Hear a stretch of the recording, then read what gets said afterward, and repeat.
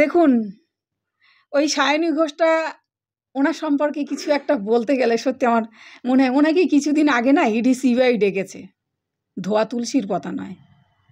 কতটা মানুষ মানে মেনে নেবে সেটা নির্বাচনে দেখা যাবে।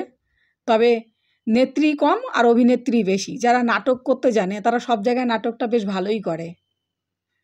তা উনি তো এখানে বলছেন আমরা আইএসএফকে গুরুত্ব দেইনি। আইএসএফ কারা করে? সাধারণ খেটে খাওয়া মানুষ করে, ভাঙড়ের মানুষ। আর ভাঙড়ের ভোটেই কিন্তু লিড পায় যাদবপুর যাদবপুর লোকসভা।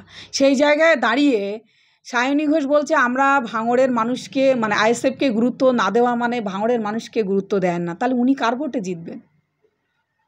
উনি মানুষের ভোট নিতে এসছেন, না এখানেও উনি রাজনীতি করতে এসে এখানেও অভিনয় করছেন? মুখ আর মুখোশ মানুষ সব দেখতে পাচ্ছে। উনি ধোয়া তুলসীর পাতা নয়। যে কোনো মানে যে কোনো সময় ওনাকে ইডি সিবিআই অ্যারেস্ট করতে পারে। ওনাকেও সেই অনুব্রতর মতো তিহার জেলেও যেতে হতে পারে, ঠিক নেই। মানুষকে বলবো আপনারা এই অভিনেত্রী সেলিব্রিটি এদের দেখে ভোট দিয়ে কোনো লাভ হবে না। এই গত আপনার বিধানসভায় মিমি চক্রবর্তী ছিলেন, উনিও একজন অভিনেত্রী, সায়নী ঘোষের মতন ভালো দারুণ অভিনেত্রী ছিলেন। সে কী করলেন? যাদবপুর মানুষের জন্য লোকসভায় গিয়ে লড়াই করেছেন। সিএ এনআরসি যখন হয় তখন উনি কোথায় ছিলেন? টিকটক, শুটিং, ভিডিও এইসব নিয়ে ব্যস্ত ছিলেন।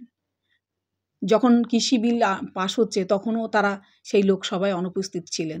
তাই অভিনেত্রীদের জন্য যদি মানুষ ভোট দেয় তাহলে কিন্তু ওই তারা টিকটক আর ওই শুটিং ফুটিং নিয়ে ব্যস্ত থাকবে। এটা মানুষকে ভাবতে হবে।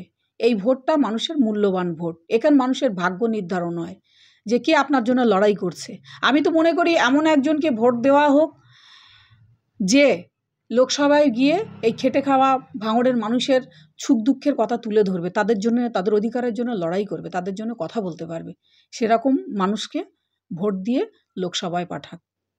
যাকে তাকে ওই সেলিব্রিটি বা অমুক তমুক ৭১৭ হেভিওয়েট দেখে ভোট দিয়ে কোনো লাভ হবে না, কোনো কাজে আসবে না যদি সেই মানুষটা আপনার পাশে না থাকে। এরকম মিমি চক্রবর্তী কিন্তু এই যাদবপুর লোকসভা ভোটের সময় ঠিক প্রচারে এসে এরকম গান গাইতো, নাচতেন, মানুষের সঙ্গে মিশতেন, কিন্তু ভোট হয়ে যাওয়ার পর তাকে আর ৫ বছরও খুঁজে পাওয়া যায়নি। দূরবীন দিয়েও খুঁজলে পাওয়া যেত না। তো এই সায়নী ঘোষের ক্ষেত্রেও কিন্তু সেম এরকমই হবে। এখন মানুষের সঙ্গে গান গাইছে, নাচছে, ঘুরছে ফিরছে, মানুষের সঙ্গে সংযোগ রাখছে, কিন্তু জেতার পরে ওনাকে আর দেখা যাবে না, হাওয়া হাওয়াই হয়ে যাবে।